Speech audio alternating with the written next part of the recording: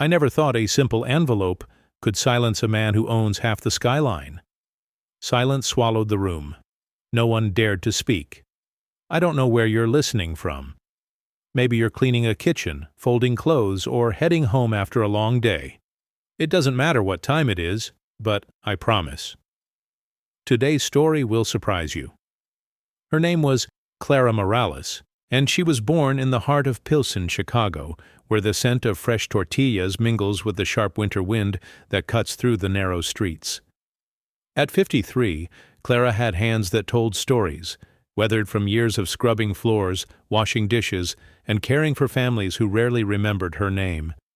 Every morning at 5:30, she would wrap her worn wool coat around her shoulders and walk to the Blue Line station, her breath forming small clouds in the frigid air as she made her way through neighborhoods that painted murals on brick walls but couldn't paint away the struggles within. The commute from Pilsen to the Gold Coast took nearly 2 hours each way. Clara would sit in the same corner seat of the train, watching the city transform from working-class homes with chain-link fences to towering glass monuments that scraped the sky. She carried a small leather purse that had belonged to her mother, containing her bus pass, a worn rosary, and a folded photograph of her daughter Sophia, who had died in a car accident 3 years earlier. The photo was creased from being touched too often, a testament to a grief that lived quietly in Clara's chest, never spoken, but always present. The Goldcrest Tower stretched 60 floors into the Chicago sky, its glass facade reflecting the restless waters of Lake Michigan. Inside the penthouse, wealth accumulated like dust in corners. Priceless art hung on walls that rarely witnessed genuine laughter. Persian rugs covered floors that echoed with emptiness, and crystal chandeliers cast light on rooms where conversations had long since died. The furniture was Italian leather, the kitchen appliances were German engineering, and the view was priceless. Yet everything felt hollow, like a beautiful shell with nothing living inside. Lucas Goldcrest owned a fortune built on real estate investments, stock portfolios worth hundreds of millions, and cryptocurrency holdings that fluctuated with the digital markets. His net worth exceeded most people's wildest dreams, yet he moved through his penthouse like a man trapped in a golden cage. At 58, widowhood had carved deep lines around his eyes, and his once confident smile had become a practiced mask he wore during business meetings. His wife, Margaret, had died 2 years earlier from cancer, taking with her the only warmth that had ever softened the sharp edges of his success. Their 3 children, Michael, Rebecca, and 15-year-old Sophie, had scattered in different directions, each processing their grief in isolation, while their father buried himself deeper in financial statements and merger negotiations. The previous housekeeper, Mrs. Patterson, had left abruptly after 6 months, claiming the house felt cursed with sadness. She'd whispered to the building's doorman that the family was broken beyond repair, that no amount of money could fix what was missing from those walls. The employment agency had sent 3 candidates before Clara, but Lucas had dismissed each one within minutes. One for asking too many questions, another for seeming too cheerful, and the third for reasons he couldn't even articulate. He hired Clara almost reluctantly, not because she impressed him, but because he was exhausted from the search, and she seemed unlikely to disturb his carefully maintained misery. Clara's interview lasted exactly 7 minutes. She sat in Lucas's home office, surrounded by mahogany bookshelves filled with financial journals and investment guides, while he barely glanced up from his computer screen. The walls displayed awards from business magazines, certificates of achievement, and photographs of Lucas shaking hands with politicians and celebrities. None of the pictures showed his family.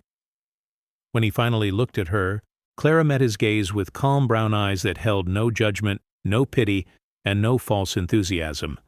She simply said, "I clean thoroughly, I work quietly, and I respect privacy."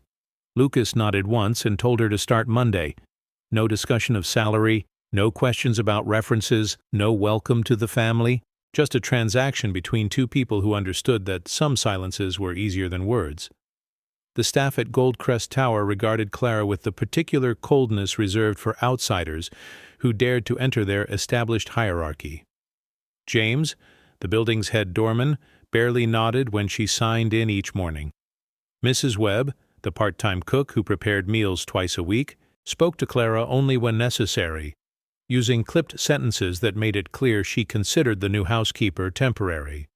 Even the building's maintenance crew, men who worked with their hands like Clara did, seemed to look through her as if she were invisible. She was the help's help, the bottom rung of a ladder she had no interest in climbing. The Goldcrest children treated Clara like a piece of furniture, present but unworthy of acknowledgement. Michael, 23 and fresh from business school, would leave coffee cups on tables and walk away without a word, assuming they would disappear like magic. Rebecca, 21 and studying abroad in London, was rarely home, but when she visited, she spoke about Clara in third person even when Clara was in the room.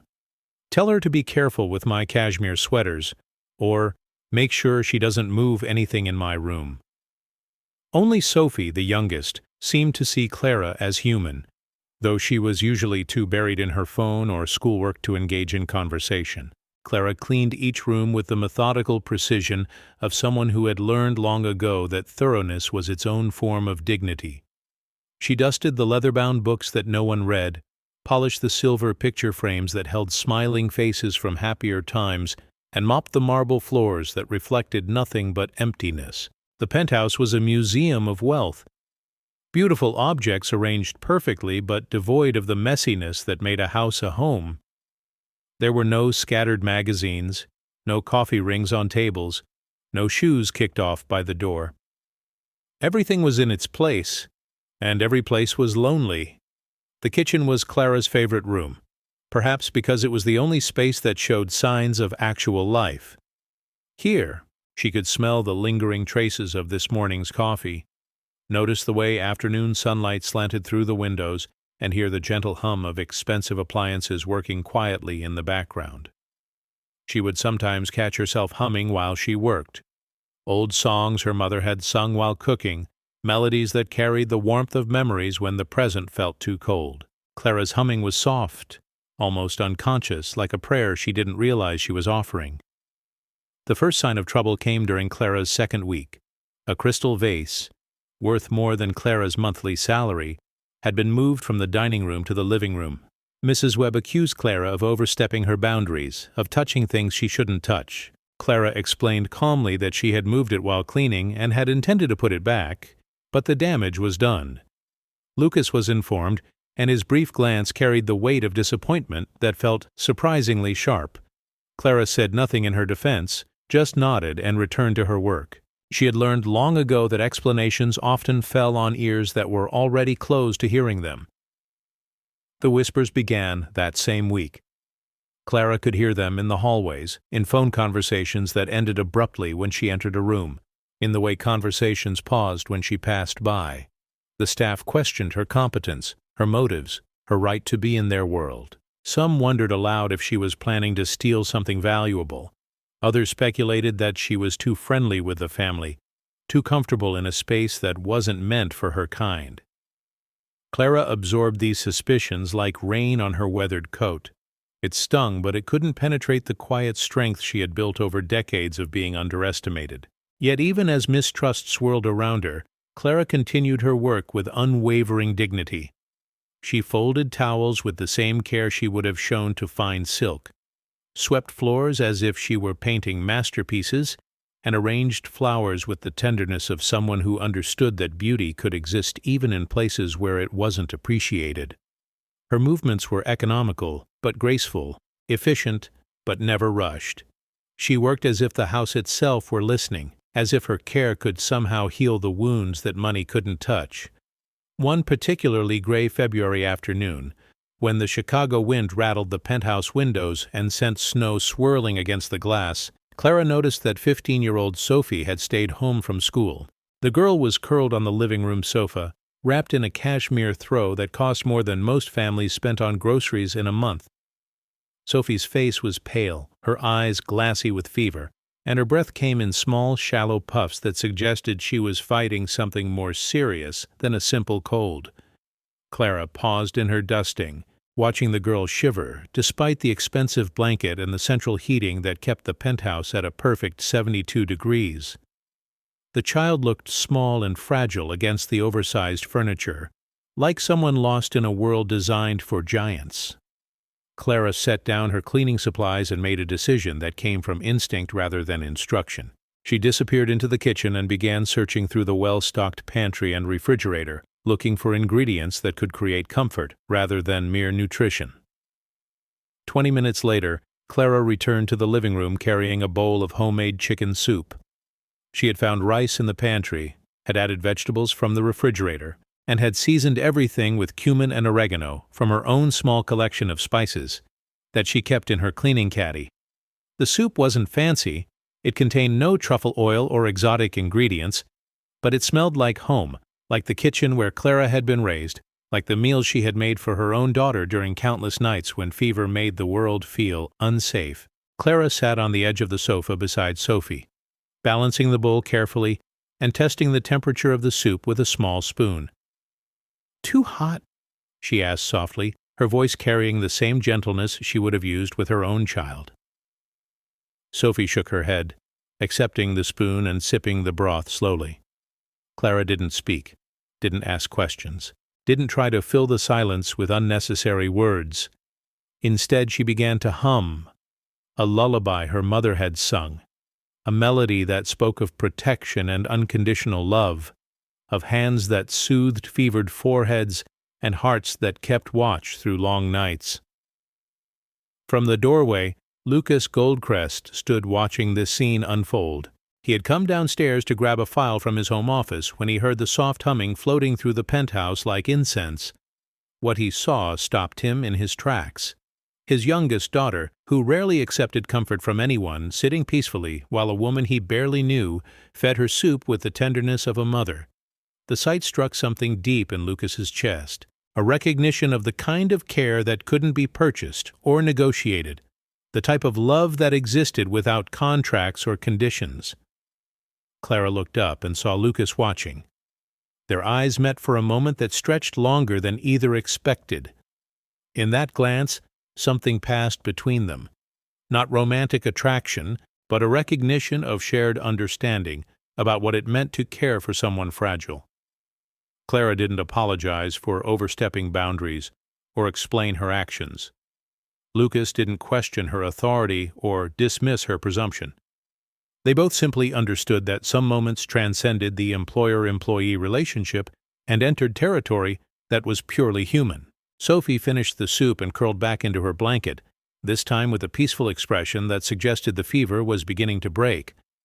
Clara gathered the bowl and spoon, still humming softly, and returned to the kitchen to wash the dishes. Lucas remained in the doorway for several more minutes, listening to the melody that seemed to make the penthouse feel less like a mausoleum and more like a place where healing was possible. Something had shifted in the house that afternoon, something as subtle but unmistakable as the first warm day after a long winter. Over the following weeks, Clara began to share pieces of her story during quiet moments when the house felt ready to listen. She spoke while polishing silver, her voice steady and matter-of-fact, never seeking sympathy but simply offering truth as a gift to anyone willing to receive it. She told Lucas about growing up in Pilsen, where her father worked construction until his back gave out and arthritis made him unemployable.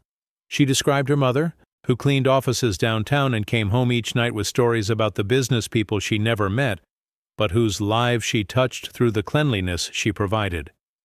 Clara talked about her daughter Sophia, who had been brilliant and beautiful and full of dreams about becoming a nurse someday. Sophia had worked part-time at a grocery store while attending community college, saving money for nursing school while helping Clara pay rent on their small apartment. The car accident had happened on a Tuesday evening in October, just as Sophia was driving home from her evening shift. A drunk driver ran a red light at the intersection of 18th and Western, and in an instant, Clara's world had collapsed like a house of cards built on hope and sacrifice. Lucas listened to these stories while pretending to read financial reports or check his phone for messages. Clara never looked directly at him while she spoke, giving him the privacy to absorb her pain without the pressure of responding immediately. She talked about the insurance money that barely covered Sophia's funeral expenses, about the job she had lost when grief made her unreliable for several months, about the nights when she sat in Sophia's empty bedroom and wondered if there was any point in continuing to exist. in a world that felt suddenly meaningless. But Clara also spoke about the gradual return to life, the slow understanding that Sophia would have wanted her to continue caring for others the way she had cared for her daughter. She talked about finding purpose in small acts of service, about discovering that her gift was not in grand gestures, but in the quiet ways she could make difficult days feel slightly more bearable. Clara described the satisfaction of seeing a clean room transform someone's mood, the joy of preparing a meal that reminded someone of being loved, the privilege of being trusted with the intimate details of other people's lives. As Clara shared her story, Lucas began to recognize parallels in his own experience of loss. He started talking too, tentatively at first, about Margaret's illness and the way cancer had slowly stolen not just her life, but his sense of purpose. He described the helplessness of watching someone you love disappear piece by piece, the guilt of feeling relieved when the suffering finally ended, the emptiness that followed when the crisis was over, and normal life was supposed to resume. Lucas talked about his children's anger, their sense of abandonment, the way grief had scattered his family like leaves in a harsh wind. These conversations happened in fragments. A sentence while Clara arranged flowers, a paragraph while Lucas waited for his coffee to brew, a story shared while they both stood looking out at the lake that stretched like possibility toward the horizon. They never sat down formally to exchange their pain. Instead, they let it emerge naturally, like plants growing through cracks in concrete, finding ways to reach the light despite impossible circumstances. The penthouse began to change in ways that were subtle but unmistakable. Clara placed fresh flowers on the dining room table each week, choosing simple arrangements that brought color without ostentation. She opened curtains that had remained closed for months, letting natural light expose the dust motes that danced in the air like tiny spirits celebrating their visibility. The kitchen began to smell like actual food rather than disinfectant, as Clara occasionally prepared meals that reminded the Goldcrest family what it felt like to gather around nourishment rather than obligation. Music returned to the house gradually. Clara would hum while she worked, and sometimes her melodies would inspire Sophie to practice piano again. The girl had stopped playing after her mother's death, claiming that music felt too painful. But Clara's unconscious lullabies seemed to give her permission to create beauty again. Rebecca, home from London for spring break, even commented that the house felt less like a tomb, though she said it with the casual cruelty of someone who didn't realize her words might wound. Michael, the eldest son, was the most resistant to Clara's subtle influence. At 23, he carried his father's sharp edges without the tempering effect of experience, and he seemed to view Clara's increasing presence in the family's emotional life as a threat to his inheritance or his position as Lucas's heir. Michael would make pointed comments about the help getting too comfortable, and would deliberately create messes that required Clara to clean up after his deliberate carelessness. Yet even Michael couldn't completely resist the way Clara's presence made the house feel more alive, though he fought against acknowledging the change. Lucas found himself looking forward to the quiet conversations that arose naturally during Clara's workday. He began timing his breaks from his home office to coincide with her presence in nearby rooms, drawn to the peaceful energy she brought to spaces that had felt heavy with unspoken grief. Clara never pushed for these interactions. She simply made herself available, like sunlight that doesn't demand to be noticed, but transforms everything it touches. Her wisdom emerged not through advice or lectures, but through the steady way she approached each task with dignity and purpose. One evening in late March, as Clara was preparing to leave for the day, Lucas stood in the kitchen, watching her pack her cleaning supplies into the caddy she carried back and forth on the train. The late afternoon sun slanted through the windows, casting golden light across the countertops she had polished to perfection. "Clara," he said, his voice carrying an unfamiliar gentleness, "I want you to know that this house, it feels different now. Better." Clara paused in her packing, meeting his eyes with the calm steadiness that defined her presence. "Houses remember how they're treated, Mr. Goldcrest. They respond to care, just like people do." The trust between them deepened through these small exchanges, building like sediment that gradually forms solid ground. Clara remained professional in her demeanor, never forgetting the boundaries that separated their worlds, but there was an easiness to their interactions that hadn't existed in the beginning. Lucas began leaving small gifts of appreciation, a bonus in her paycheck, a book he thought she might enjoy, a scarf he picked up during a business trip because it reminded him of something she had mentioned liking. Clara accepted these gestures with grace, but without effusive gratitude, understanding that they were part of Lucas's own healing process rather than expectations she needed to fulfill. The other staff members began to notice the changes too, though their reactions varied. Mrs. Webb, the part-time cook, seemed alternately jealous and relieved that someone else was taking on some of the emotional labor of caring for the Goldcrest family. James, the doorman, started greeting Clara by name and asking about her commute, small courtesies that acknowledged her humanity. Even the building's maintenance crew began including her in their casual workplace conversations, recognizing that she had earned a different kind of respect through her quiet competence and unexpected longevity in a position that others had abandoned quickly. But success and acceptance often make others nervous, particularly when they challenge established hierarchies. Clara's growing importance to the Goldcrest family didn't go unnoticed by people who had their own investments in maintaining the status quo. There were whispers in the building's service corridors, speculation about Clara's real motives, questions about whether someone from her background could truly be trusted with access to such wealth. These undercurrents of suspicion flowed like a river underground, invisible but persistent, waiting for the right moment to surface and cause damage. The envelope that would change everything was cream-colored paper, heavy stock, with Lucas's name written in elegant calligraphy across the front. It arrived on a Tuesday morning in April, delivered by messenger to Lucas's home office while he was in the shower and Clara was dusting the bookshelves nearby. Clara signed for the delivery, as she had been instructed to do with all mail and packages, and placed the envelope on Lucas's desk alongside the other correspondence that required his attention. She barely glanced at it, focused instead on her work and the way the morning light made the leather book spines gleam like jewels. Lucas discovered the missing envelope 2 days later, during a frantic search through his desk drawers and filing cabinets. He was expecting an important document from his lawyer regarding a property acquisition worth several $1 million, part of a cryptocurrency investment strategy that required precise timing to maximize tax advantages.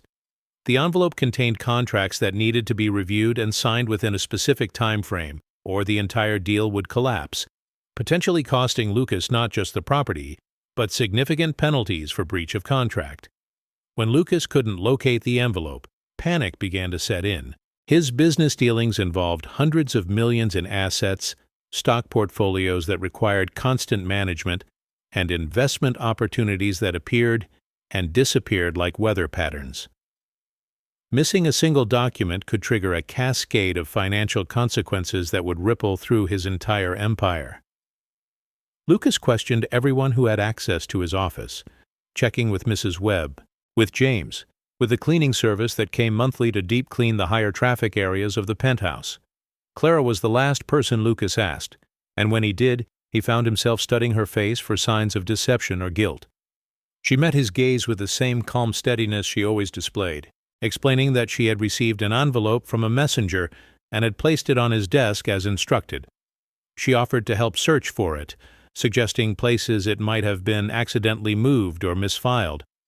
But Lucas's fear and frustration were already building beyond rational thinking, fed by the financial pressure and the lifetime of conditioning that taught him to suspect anyone who might benefit from his wealth. The accusations, when they came, were not direct. Instead, they arrived as questions wrapped in courtesy, but sharp with implication.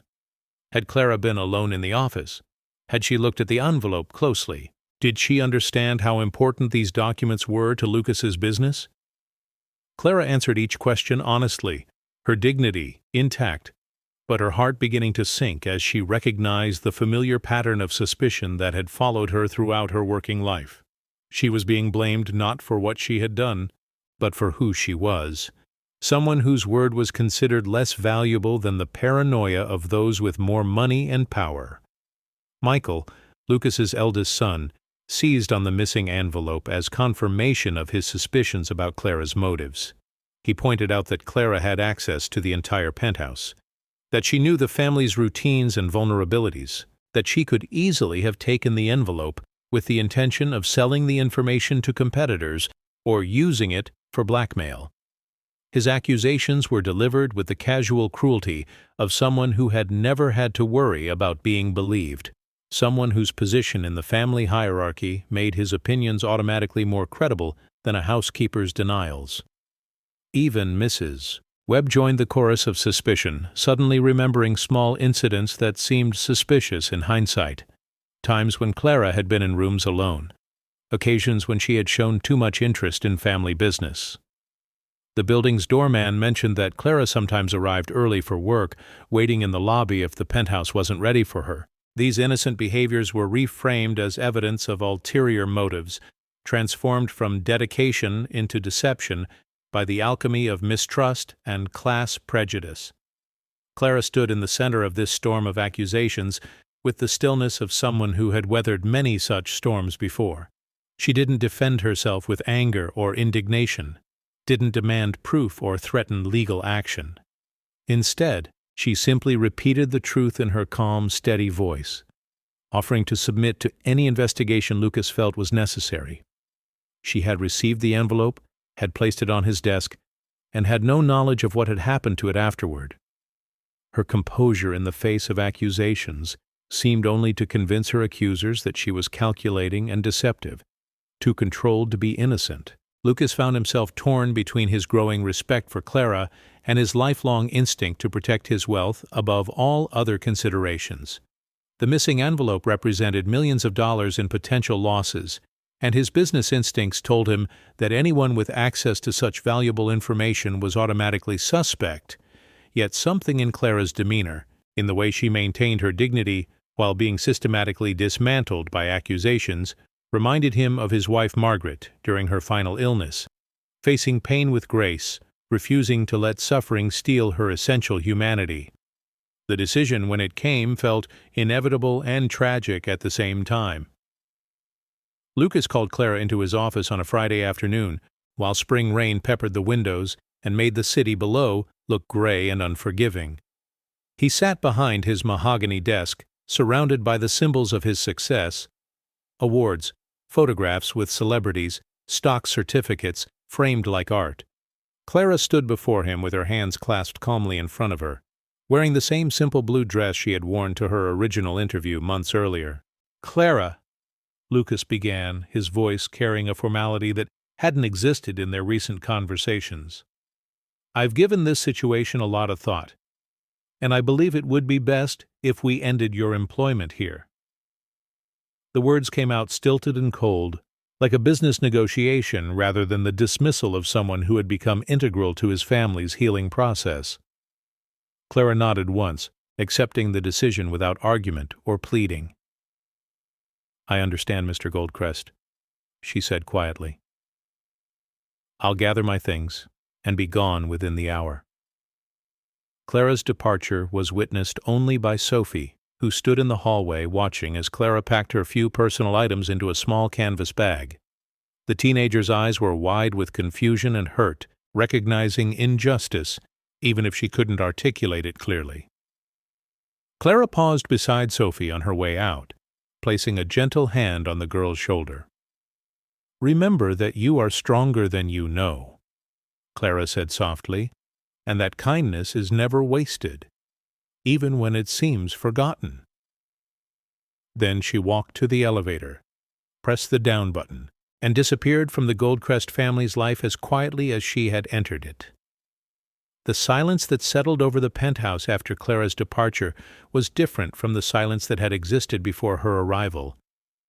This was not the peaceful quiet of a well-ordered home, but the hollow echo of something essential that had been removed. The house felt larger and emptier, as if Clara's presence had somehow made the spaces more intimate, and her absence had restored them to their original, impersonal vastness. The flowers she had placed throughout the house began to wilt, and no one thought to replace them. Sophie was the first to feel Clara's absence acutely. The soup Clara had made during her illness became a memory that grew more precious with time, a reminder of care that asked nothing in return. The girl found herself listening for Clara's soft humming in the mornings, expecting to see her gentle movements in the periphery of her vision. When Sophie caught a cold 2 weeks after Clara left, she lay on the living room sofa wrapped in her cashmere throw. But no one appeared with homemade soup or healing lullabies. Lucas threw himself back into his work with the desperate energy of someone trying to outrun his own thoughts. He spent longer hours in his home office, analyzing stock portfolios and cryptocurrency investments with the obsessive focus of someone who believed that financial success could substitute for human connection. His business deals became more aggressive, his negotiations sharper, as if he were trying to prove to himself that he hadn't made a mistake in choosing wealth protection over personal relationships. Yet even as Lucas immersed himself in financial statements and merger opportunities, he found himself distracted by small details that reminded him of Clara's presence. The kitchen no longer smelled like home-cooked meals. The living room felt stark and unwelcoming without the fresh flowers that had softened its formal edges. Most troubling of all, the easy conversations that had developed between him and his children began to disappear again, as if Clara's mediation had been the only thing allowing them to connect across the gulf of their shared grief. Michael seemed satisfied with Clara's dismissal, viewing it as confirmation that his suspicions had been correct and his father's business instincts remained sharp. He made pointed comments about the importance of maintaining appropriate boundaries with staff, about the dangers of letting employees become too familiar with family business. Yet even Michael couldn't completely ignore the way the house felt different, less alive, more isolated, without Clara's quiet presence moving through its rooms. Rebecca, home again from London for a brief visit, noticed the change immediately. "What happened to that housekeeper who actually made this place feel like someone lived here?" she asked during dinner one evening.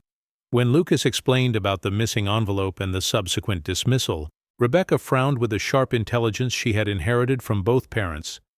"That seems rather convenient," she observed, blaming the person who had the least power to defend herself. Her comment hung in the air like an indictment, forcing Lucas to confront questions he had been trying to avoid.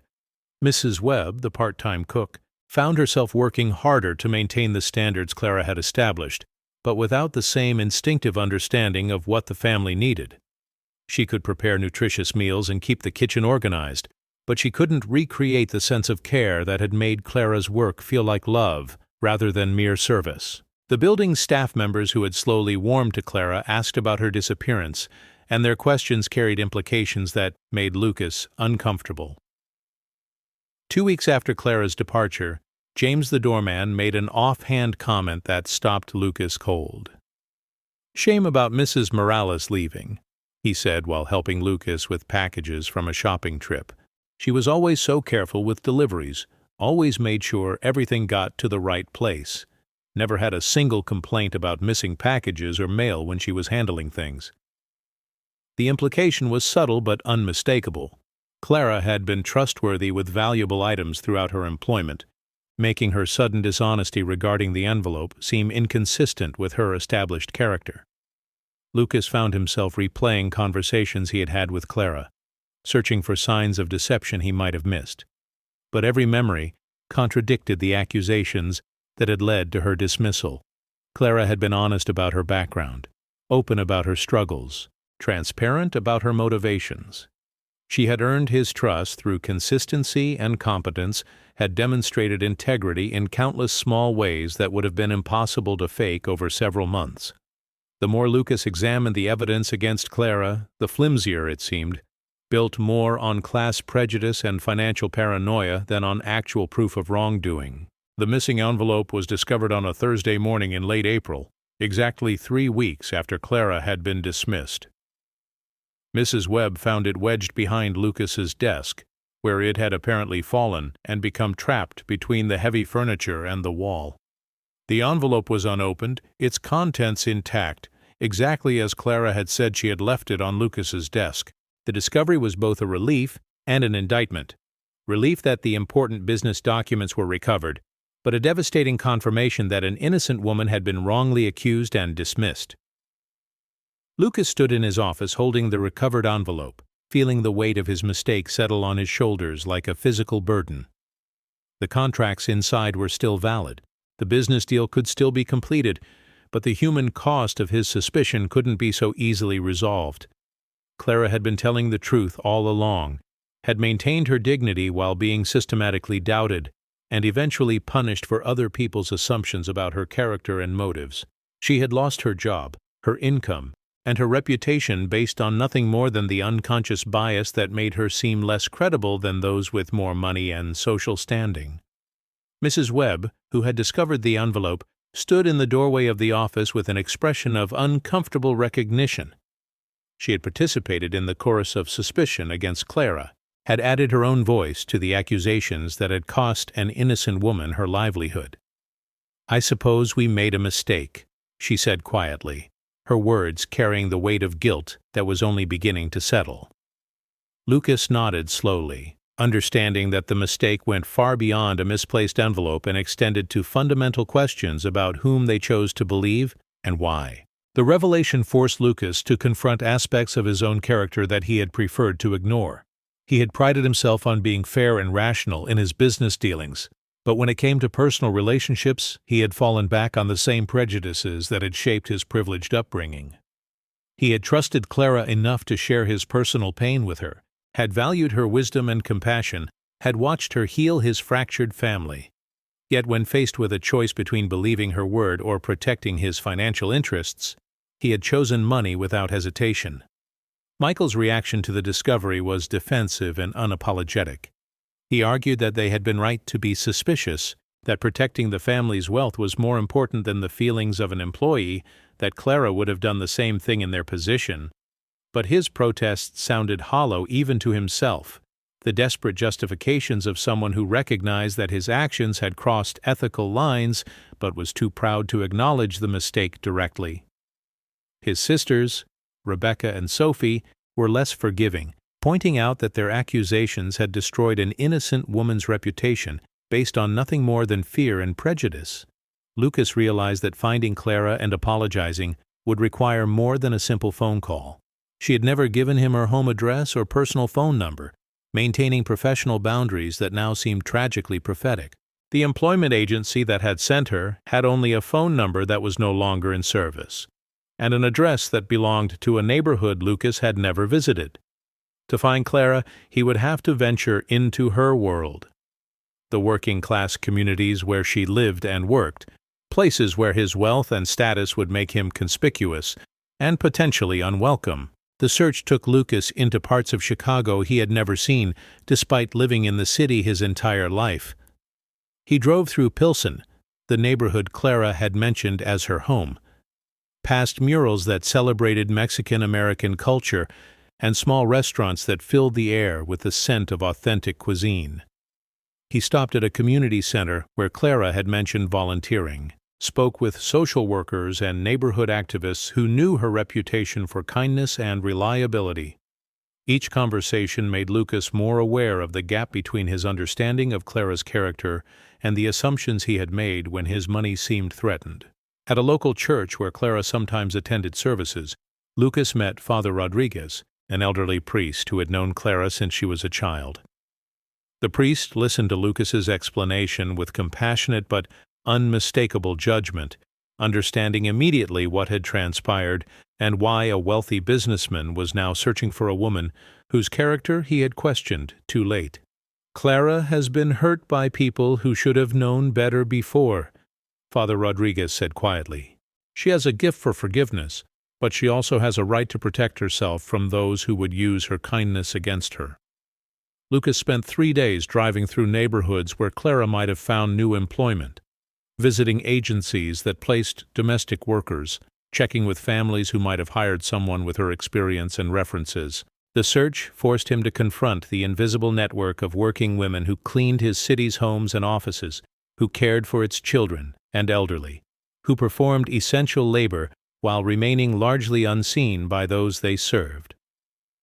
Clara was part of a community Lucas had never acknowledged, and finding her required him to recognize his own ignorance about the lives of people who worked in his building, his neighborhood, his world. He found her on a Saturday morning at a small apartment complex in Little Village, another predominantly Mexican-American neighborhood about 20 minutes south of Pilsen. Clara was helping an elderly neighbor carry groceries up 2 flights of stairs, moving slowly and carefully as the older woman navigated each step with a walker. Lucas watched from his car as Clara demonstrated the same patient kindness he had witnessed in his own home, the same instinctive care that had made his house feel alive. She looked exactly the same. Simple clothes, calm demeanor, hands that moved with practiced gentleness. But seeing her in her own environment made Lucas realize how little he had truly known about her life outside his penthouse. When Clara noticed Lucas approaching, her expression remained neutral and composed, neither welcoming nor hostile. She helped her neighbor to her apartment door, made sure the elderly woman was safely inside, and then turned to face Lucas with the quiet dignity that had defined every interaction they had ever shared. "Mr. Goldcrest," she said simply, her voice carrying no surprise or resentment, as if she had been expecting this encounter and had already decided how to handle it. Lucas found himself struggling to find words adequate to the enormity of his mistake and the depth of his regret. He had rehearsed apologies during his search, had practiced explanations that would convey his understanding of the wrong that had been done, but standing in front of Clara in her own neighborhood, surrounded by the life he had never bothered to know, his prepared speeches seemed inadequate and self-serving. "Clara," he began, his voice carrying an unfamiliar humility, "I found the envelope. It was behind my desk, exactly where you said you left it. You were telling the truth, and I was wrong to doubt you." Clara listened to Lucas's apology with the same patience she had shown while listening to his stories about Margaret's illness and his struggles with grief. She didn't interrupt, didn't demand explanations or justifications, didn't express anger or hurt.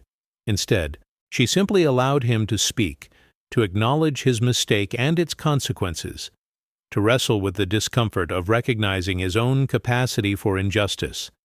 When he finished, she was quiet for a long moment, considering not just his words, but the courage it had taken for him to seek her out and the vulnerability required for genuine remorse. "I understand why you made the choice you did," Clara finally said, her voice carrying the wisdom that comes from experiencing many forms of disappointment without allowing it to harden into bitterness. When people have a lot to lose, they sometimes forget that others have dignity to protect. You were afraid of being taken advantage of, so you chose to protect your money instead of trusting your heart. It's a choice many people make, and I can't pretend it didn't hurt. But I can understand the fear that caused it. Lucas felt the weight of Clara's forgiveness, offered not as absolution but as recognition of shared humanity. Standing in the courtyard of her apartment complex, surrounded by the sounds of children playing and neighbors calling to each other in Spanish and English, Lucas understood that Clara's grace came not from weakness, but from strength. The kind of strength that allows someone to acknowledge pain without being consumed by it, to maintain dignity in the face of injustice, to offer understanding even when it wasn't deserved. "The house isn't the same without you," Lucas said, the admission carrying more vulnerability than any business negotiation had ever required. "Sophie asks about you. The plants are dying. Nobody hums while they work. I know I don't deserve it, but I'd like to ask you to come back, not just as a housekeeper, but as someone the family needs, someone I need."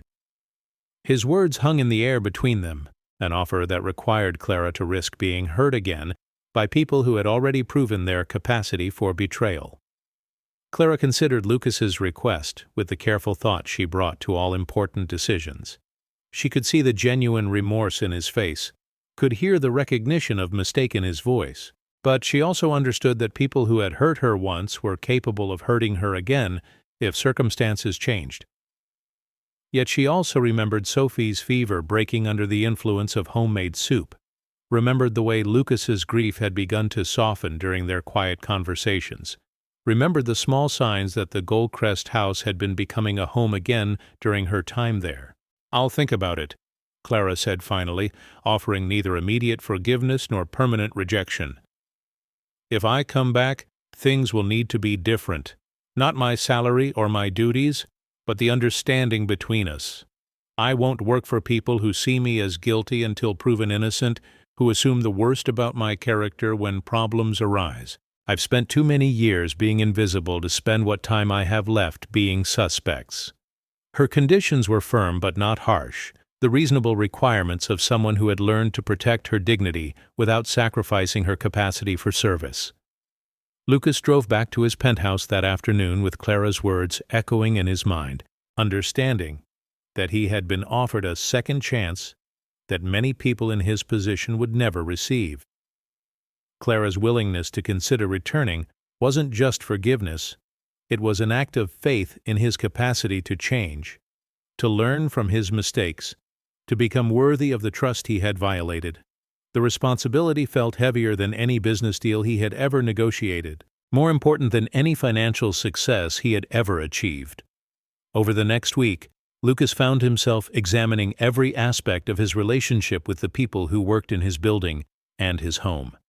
He spoke with James the doorman about Clara's character, learning about her punctuality, her courtesy, her consistent reliability throughout her months of employment. He had conversations with Mrs. Webb about the accusations they had made, recognizing how their suspicions had been shaped more by Clara's background than by any evidence of wrongdoing. Most importantly, he talked with his children about the injustice they had witnessed and participated in, forcing them to confront their own assumptions about power, privilege, and prejudice. Sophie was the most directly affected by Clara's absence and the most eager for her return. The 15-year-old had lost her mother, and then watched her father dismiss the one person who had shown her unconditional kindness during her grief. Sophie's anger at the family's treatment of Clara was sharp and unforgiving, carrying the moral clarity that teenagers sometimes possess when adults lose their way. "She was the only one who made me feel like Mom was still here somehow," Sophie told her father, "and you threw her away like she was nothing."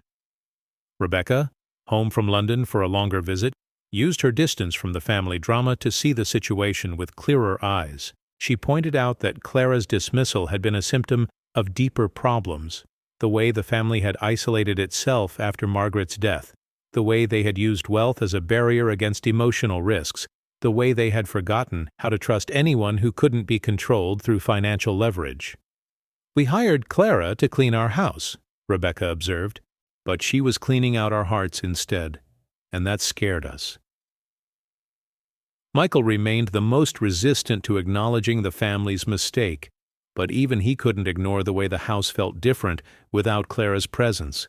His business school training had taught him to protect assets and minimize risk, but it hadn't prepared him for the more complex calculations involved in human relationships. He struggled to understand how dismissing Clara could be wrong if it had protected the family's financial interests, even if she had been innocent of the specific charges against her. Lucas realized that asking Clara to return would require more than personal apologies. It would require structural changes in how the household operated and how staff members were treated. He instituted new policies for handling sensitive documents, created clearer procedures for addressing problems, and most importantly, established principles for how accusations should be investigated before actions were taken. These changes wouldn't undo the harm that had been done to Clara, but they would demonstrate his commitment to preventing similar injustices in the future. A week after their conversation in Little Village, Clara called Lucas to say she would return. Not immediately, but after taking some time to finish commitments she had made to other families during her unemployment. Her decision came with conditions that Lucas accepted without negotiation. She would work Monday through Friday only, would have access to resources needed for her own professional development, and would be treated as an essential member of the household team rather than as easily replaceable labor. Most importantly, she would never again be asked to prove her innocence when others' suspicious minds needed someone to blame. Clara's return to the Goldcrest penthouse was observed by everyone who worked in the building, from the doorman to the maintenance crew to the other domestic workers who came and went throughout the week. Her reinstatement sent a quiet message about justice delayed but not denied, about the possibility of redemption when people were willing to admit their mistakes and work to correct them. Clara asked no one to acknowledge her vindication. She simply returned to work with the same professional demeanor and personal dignity she had always displayed. The house responded to Clara's return like a garden after rain. The morning light seemed brighter streaming through windows she had reopened. The air felt fresher with flowers she placed in forgotten corners, and sounds of life began to echo through rooms that had felt hollow during her absence. Sophie was the most demonstrably happy, greeting Clara with a hug that conveyed months of missing someone who had understood her grief without trying to fix it. Even Michael seemed relieved, though he would never admit that Clara's steadying presence had been something he had taken for granted until it was gone. Lucas found himself paying attention to details of Clara's work that he had previously overlooked. He noticed the way she arranged objects to catch the light, the care with which she tended plants that had been dying during her absence, the unconscious humming that made the penthouse feel alive with human presence. More than that, he began to understand that Clara's real work had never been cleaning. It had been healing, creating space for a grieving family to slowly find their way back to each other. The conversations between Lucas and Clara resumed gradually, rebuilding trust through shared stories and comfortable silences. This time Lucas listened differently, hearing not just Clara's words, but the wisdom behind them, the perspective that came from seeing life from the margins rather than from the center of power. Clara spoke about her new understanding of forgiveness, not as forgetting wrongs, but as refusing to let them define future relationships, not as weakness, but as the strength required to risk being hurt again in service of something larger than self-protection. Clara also talked about the families she had worked for during her absence from the Goldcrest household. She described caring for an elderly woman with dementia, helping a single mother organize her chaotic schedule, cleaning the small apartment of a veteran struggling with depression and disability. Each job had reminded Clara that her gifts were needed in many places, that she didn't have to depend on any single family for her sense of purpose or financial security. This knowledge made her return to the Goldcrests a choice rather than a necessity, an investment in relationships that had proven they could survive conflict and emerge stronger. Over the summer months, the Goldcrest family slowly healed from the wounds that predated Clara's employment and the fresh injuries caused by their treatment of her. Sophie and Rebecca began spending more time at home, drawn by the warmth that Clara's presence restored to their living spaces. Michael started treating Clara with the respect due to someone who had proven her resilience and integrity under pressure. Most significantly, Lucas began to understand that true security came not from protecting his wealth against threats, but from building relationships strong enough to withstand the fears that money couldn't address. Clara's influence extended beyond the immediate family to the broader network of people who worked in and around the Goldcrest Tower. Her grace in handling injustice and her willingness to return despite being wronged became a quiet inspiration to other domestic workers, custodial staff, and service employees who faced similar challenges in their own positions. She didn't preach about dignity or rights. She simply lived as an example of how to maintain self-respect while serving others, how to demand fair treatment without losing compassion for human weakness. As autumn arrived in Chicago, bringing crisp air and changing leaves to the city's tree-lined streets, Clara and Lucas found themselves reflecting on the year that had tested and ultimately strengthened their understanding of each other. The envelope that had caused such upheaval was now filed away with other business documents, its importance diminished by the human drama it had precipitated. The real value had been in the lessons learned about trust, prejudice, forgiveness, and the courage required to admit when power had been used unjustly. Clara still took the Blue Line train from Pilsen to the Gold Coast each morning, still carried her small leather purse with her mother's rosary and Sophia's photograph, still arrived at work with the quiet dignity that had characterized her from the beginning. But something fundamental had changed in the quality of her relationships within the household. She was no longer seen as someone whose word might be doubted or whose loyalty might be questioned. She had earned a different kind of respect, not just for her cleaning skills or reliability, but for her character under pressure and her capacity for grace in the face of injustice. Lucas continued to manage his investments and business interests, still tracked his stock portfolios and cryptocurrency holdings, still made deals worth millions of dollars in real estate and corporate acquisitions. But he also began to pay attention to different measures of success: the warmth of conversation around his dinner table, the sound of his daughter's laughter, the peace that came from knowing he had people in his life who valued him for reasons beyond his financial worth.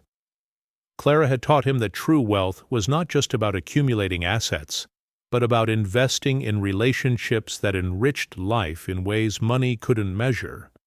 The penthouse itself had become a different kind of space, still luxurious and well-appointed, but no longer a museum of expensive objects arranged for display. It was a home where people gathered, where meals were shared, where problems were discussed honestly and solutions were found through collaboration rather than accusations. Clara's presence had catalyzed changes that went far beyond cleaning and organizing. She had helped create an environment where healing could happen and where love could grow again after being frozen by grief and fear. One evening in late October, as Clara was preparing to leave for the day, she paused in the kitchen where Lucas was reading financial reports while dinner simmered on the stove. The scene felt domestic and peaceful, far removed from the tension and mistrust that had characterized their early relationship. "Mr. Goldcrest," Clara said, her voice carrying the warmth that had developed between them, "I want you to know that forgiving you was easy. Learning to trust again, that was the hard part. But watching you change, seeing your family heal, that made the risk worthwhile." Lucas looked up from his papers, seeing Clara silhouetted against the window where the last light of day painted the Chicago skyline in shades of gold and rose. In that moment, he understood that she had given him something more valuable than any business deal or investment return. She had given him a second chance to be worthy of trust, an opportunity to learn that security came not from protecting against vulnerability, but from building relationships strong enough to withstand difficulty and emerge deeper for having weathered storms together. The story of Clara and the Goldcrest family became, in many ways, a story about the invisible work that holds families and communities together, the emotional labor, the daily care, the patient presence that creates space for healing and growth. Clara's triumph was not in receiving apologies or being vindicated, though both were important. Her real victory was in maintaining her dignity and humanity while serving others, in refusing to let injustice harden her heart, in continuing to believe that people could change and relationships could be repaired even after trust had been broken. As winter approached Chicago again, bringing the anniversary of Clara's first arrival at the Goldcrest penthouse, the family gathered for Thanksgiving dinner with a gratitude that extended far beyond material blessings. They were thankful for lessons learned through conflict, for relationships that had survived testing, for the presence of someone who had shown them that true service came from the heart rather than from obligation. Clara sat at their table not as an employee, but as someone who had become essential to their understanding of what it meant to be a family. The envelope that had caused such trouble was now just a memory, eclipsed by the more lasting changes it had set in motion. Clara continued to clean the penthouse and care for the Goldcrest family, but she did so with the knowledge that her worth was recognized and her character was trusted. Lucas continued to build his financial empire, but he also built relationships based on mutual respect and understanding. The house itself had become a testament to the possibility of healing, demonstrating that even the deepest wounds could mend when people were willing to do the difficult work of understanding and forgiveness. And you? Have you ever worked for someone who learned from you without ever saying it? Have you found yourself in Clara's position, maintaining dignity while others questioned your character? Or perhaps you've been in Lucas's place, allowing fear to override trust and later regretting the damage caused by suspicion? Tell me your story in the comments below. If this tale touched your heart, leave a like and subscribe so it reaches another woman who needs hope today. For more stories of quiet strength and eventual triumph, click the podcast link on the left. Thank you for joining us on this journey of the heart. Until our next story, remember that your dignity is never dependent on others' recognition. and your worth is never diminished by others' blindness. We'll see you soon.